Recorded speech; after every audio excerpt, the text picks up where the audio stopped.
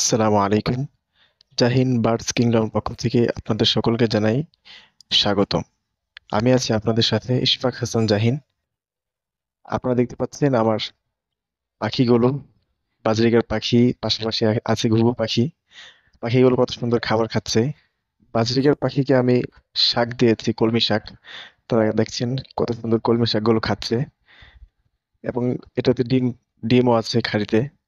হাঁড়িতে বাচ্চা দিয়েছে। বাচ্চা ফুটেছে মাত্র একদিন হলো।